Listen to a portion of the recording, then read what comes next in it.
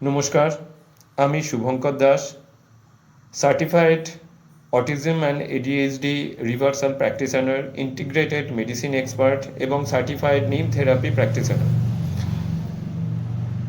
আজ 4th ফেব্রুয়ারি 2026 আমি আমার এক পেশেন্টের হিস্ট্রি নিয়ে আমি আপনাদের কাছে এসেছি এবং রিকভারি হিস্ট্রি বলবো।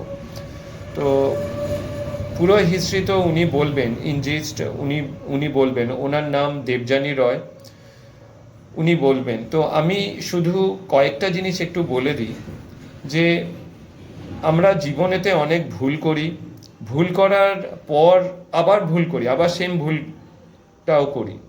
তো এনার জীবনেতেও ঠিক সেই ধরনের একটা ছোট্ট ঘটনা ঘটেছিল। তো যাই হোক, ভুল করে উনি ভুল বুঝতে পেরেছিলেন এবং তারপর আবার মেন ট্র্যাকেতে ফিরে ওনার যে সমস্যা, অ্যাকচুয়ালি মেন সমস্যা ছিল আমি বলি, সেটা হচ্ছে ব্লাড ক্যান্সারের। তো সেই ব্লাড ক্যান্সারের সমস্যা থেকে উনি নিজেকে রিকভার করতে পেরেছিলেন এবং পেরেছেন। কিভাবে রিকভার করলেন, কি কি ঘটেছিল, আপনারা ওনার মুখ থেকেই ইন ডিটেল শুনে নিন, তাহলে আরও ভালো আপনারা বুঝতে পারবেন। নমস্কার, আমার নাম দেবযানী রয়। আমি বর্তমানে বাটানগরে থাকি। তো আমি ওখান থেকেই এসেছি। আমার মানে কি বলবো, অনেক দিন ধরে এটা ছিল। প্রথমে তো বুঝতেই পারিনি, ফ্যাটি লিভার, সিস্ট ফিস্ট অনেক কিছু। তারপরে হঠাৎ করে একদিন দেখলাম গায়ে ব্লাডের ক্লট জমে জমে যাচ্ছিল। সেটা নিয়ে প্রথমবারে আমি দেখিয়েছি। তারপরে কিছু সমস্যার জন্য আবার বন্ধ করে দিয়ে অ্যালোপ্যাথিতে চলে গেছিলাম। চলে গিয়ে আবার তখন দ্বিতীয়বার খুবই বাড়াবাড়ি হয়ে গেছিলো। এতটাই বাড়াবাড়ি হয়েছিল যে আমাকে তখন হসপিটালে অ্যাডমিট হতে হয়েছিল।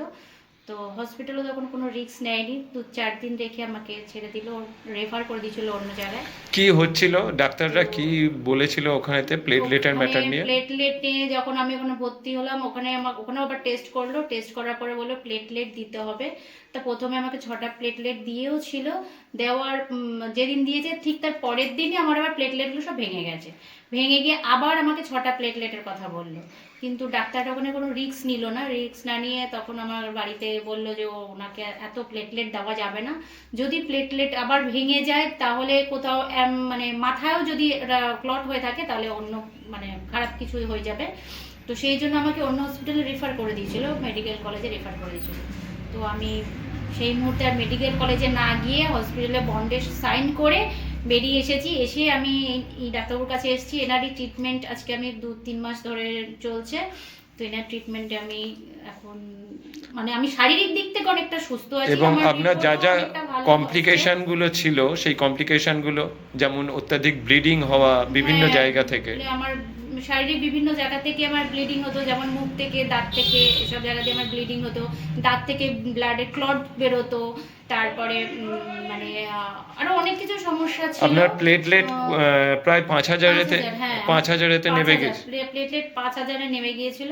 তো সেই জায়গা থেকে আমাকে 1-2 মাসে এখন আমার প্রায় 1,80,000 প্লেটলেট হয়ে গেছে। তো এখন আমার শারীরিক দিক থেকেও আমি সুস্থ আছি এবং আমার রিপোর্টও ধীরে ধীরে অনেক বেটার আছে, অনেকটাই ভালো আছে। আচ্ছা, আমি আপনাকে কোনো রকম কোনো মেডিসিন দিয়েছিলাম না? আমি কোনো মেডিসিনের দ্বারা সুস্থ হইনি। আমার যা কিছু সুস্থ, সমস্ত কিছু প্রাকৃতিক উপাদায়ে আমার কিছু সব আমি ঠিক হয়েছি। শুধু প্রাকৃতিক উপাদান আর নিজেদের কিছু ডায়েট কন্ট্রোল করতে হয়েছে, খাওয়া দাওয়ার কন্ট্রোল করতে হয়েছে, সেইটাতেই আমি আজকে এতটা সুস্থ হয়েছি। Thank you. অসংখ্য ধন্যবাদ।